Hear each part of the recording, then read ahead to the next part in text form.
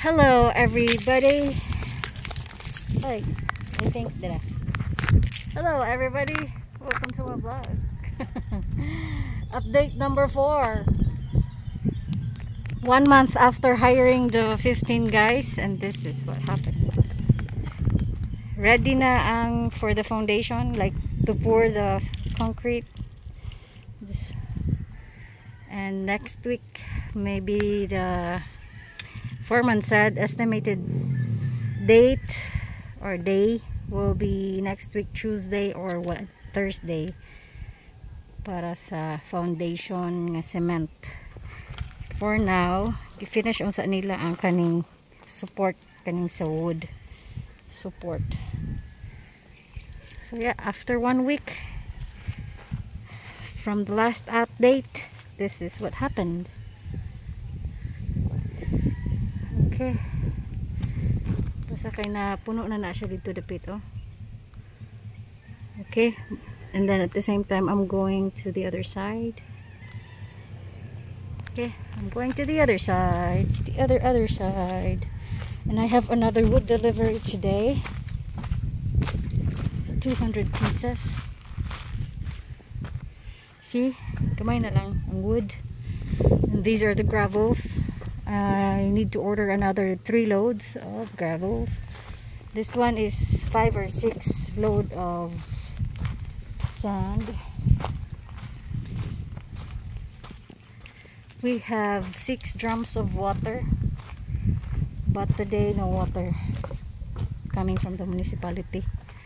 Ay nako. And after 1 week of work,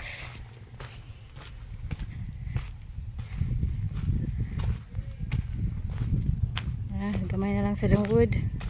And then look at the plywood. We ordered 100 pieces of plywood in the beginning. It's not really in the beginning, like 1 month ago.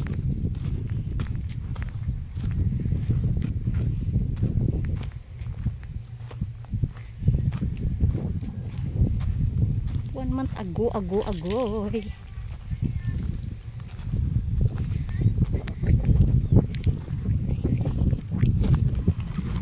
Okay. Update time. Uy.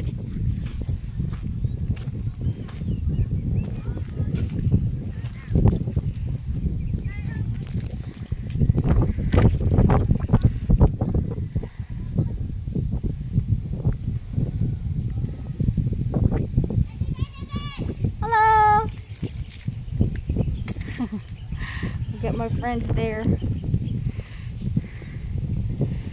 So, kana na lang ilang kuan no. Murag butangan na nila kaning wala. Unya na pay didto. And then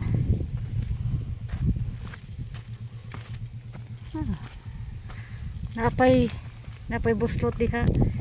Ilaha pa ng butangan ka nga buslot nakita.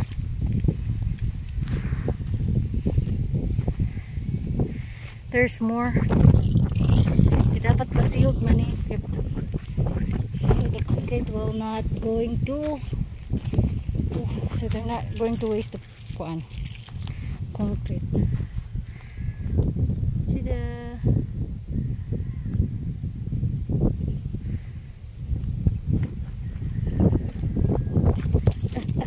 hindi siya dapat tutumban. Mahulog ko.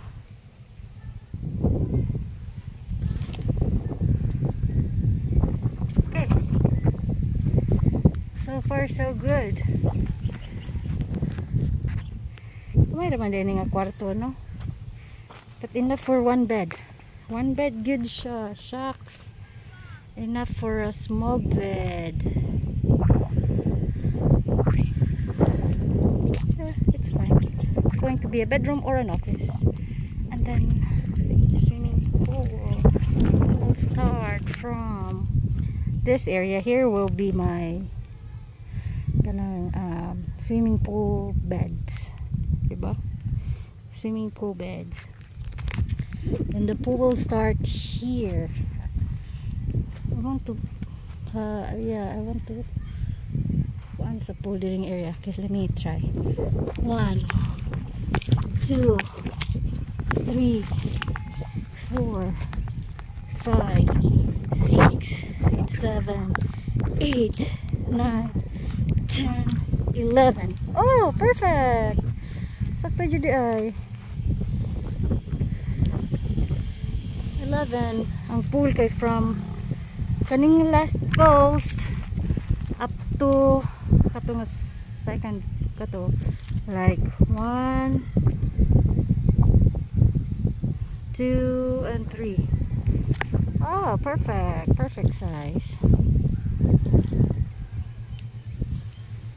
It's a mini mansion, and then it's going to be, I don't know, an archery.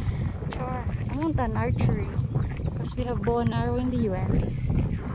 And then over here will be a badminton court.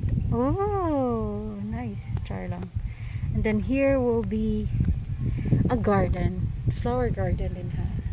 Badminton court, an archery, and then at the back is the laundry, and then the other one at the back will be fruit trees. Ito na lang dito ang fruit trees. Tal wala man pugoy, wala may view dire, kana ra man view. Perfect. So yeah, that's it guys. Thank you for watching. Update number 4 of Casa Foresta.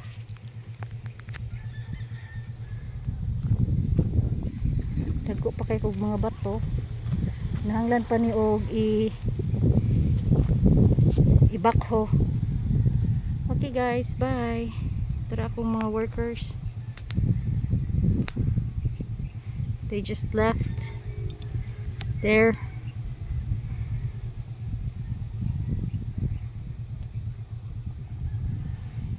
And then we will be having a very good ocean view there. Okay, see? I don't know if nakakita na niyo, but I can see Siquijor. That area, oh. Siquijor. So sa second floor, we have a very beautiful ocean view. Sa second floor. And then, I don't know if you can see it, but basta, the halfway cafe is in front of that bamboo. Kanang bamboo. Halfway cafe. Okay, thank you for watching. Bye.